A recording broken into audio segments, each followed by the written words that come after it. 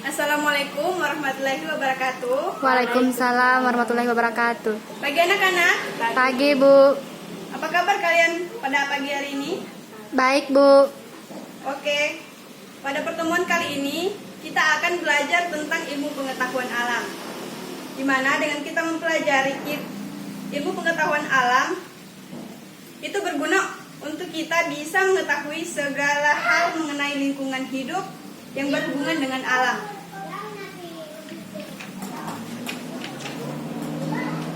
Baiklah, di sini Ibu membawa sebuah kotak yang di dalamnya berisi tentang hewan-hewan. Wih, bagusnya, Bu. Dilihat ya. Iya, Bu.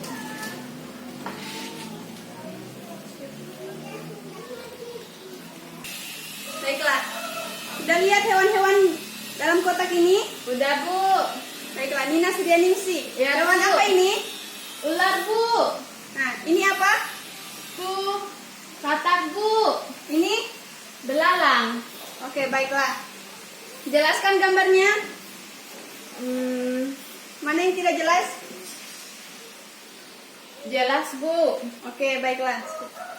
Tiga. Oke, baiklah. Kalian sudah melihat hewan dalam kotak ini. Apa kalian bisa menebak materi apa yang akan kita pelajari pada pagi hari ini? Tentang makhluk hidup, Bu. Bukan. Tiga.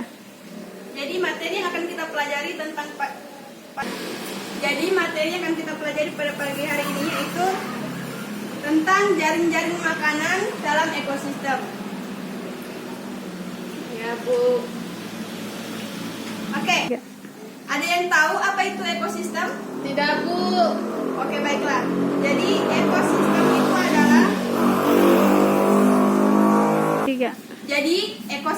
adalah Tiga. hubungan timbal balik antara komponen biotik dengan lingkungan di sekitarnya.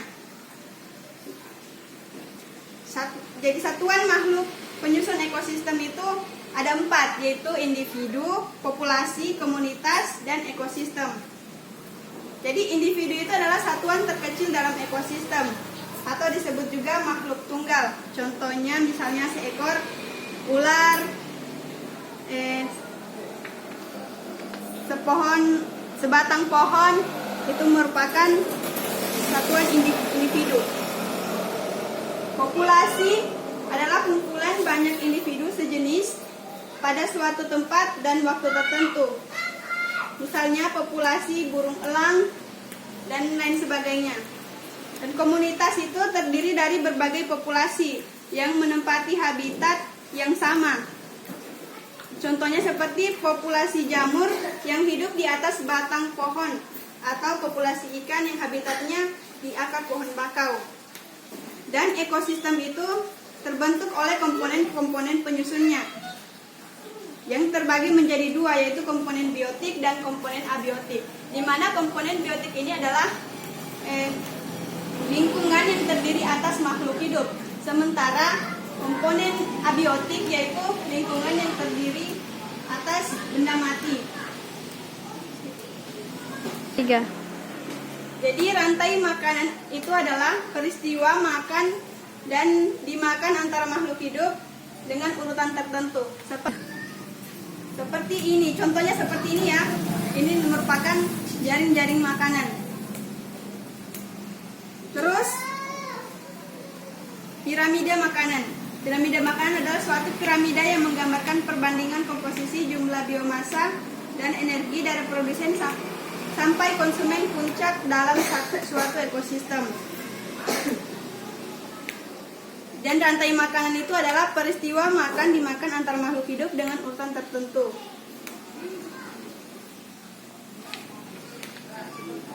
Tiga.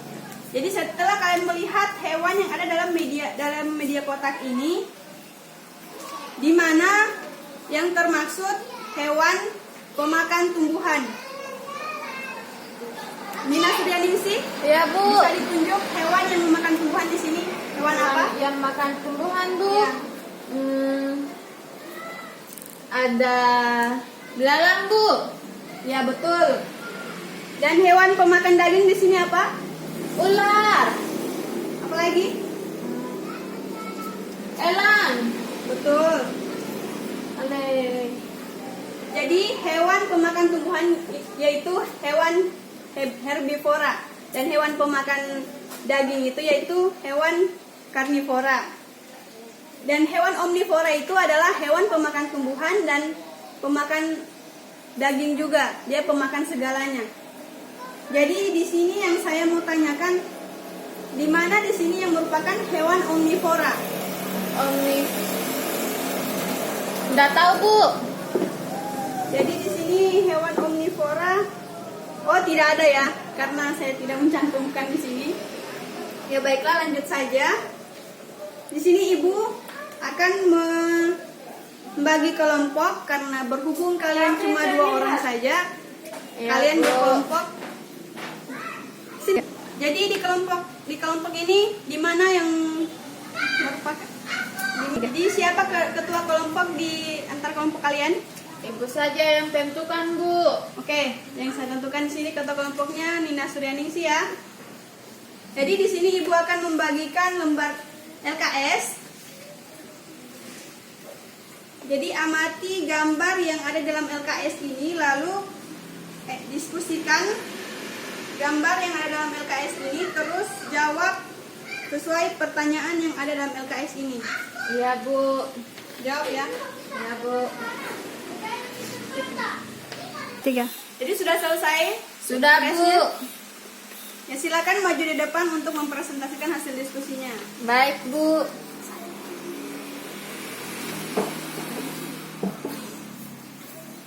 Dari hasil diskusi kami, Perlihatkan di sini. Ya. ada di sini sebuah gambar tentang rantai makanan, yaitu dari soal nomor 1, sesuai gambar di atas yang berperan sebagai produsen adalah, Yang mana? yang berperan produsen itu adalah ini dengan rumput dengan pohon. Terus kedudukan belalang sebagai konsumen ini. Ini bukan belalang. Ini kotak. Belalang ini konsumen Konsumen tingkat berapa? tingkat 1. Terus kedudukannya ayam. 3. Kedudukan ayam itu sebagai konsumen tingkat 2. Siapa saja yang berperan sebagai konsumen 1? Belalang. Siapa saja? Itu Siapa ada, itu bukan cuma 1 ya. Oh, iya, Bu. Belalang. Konsumen tingkat 1. Konsumen tingkat 1 ini. Iya, selain belalang apalagi? Tikus. Apalagi? Ada ulat. Ulat bulu. Ya. Terus yang berperan sebagai konsumen 2, ayam. Terus ular. Coba lihat kembali soal dari nomor 4. Yang berperan sebagai konsumen 1, yaitu Sudah dijawab tadi nomor Sudah. 5 apa, Le? nomor 5 sebagai konsumen 2, yaitu ayam, ular. Itu, Bu. 3. Habis itu katak. Konsumen 3 belalang. Konsumen 3 elang. Jika terjadi kekurangan padi, maka di sini saya ulang ya, Bu Gulu. Iya, Bu. Iya. Jika terjadi kekurangan padi, maka akan mempengaruhi semua konsumen. Itu saja, Bu, jawaban dari saya. Baiklah, bagus Nina Suryaningsih. Kasih, Beri Bu. aplaus untuk Nina Suryaningsih. Terima kasih, Bu. Baiklah, sekian materi yang dapat Ibu ajarkan.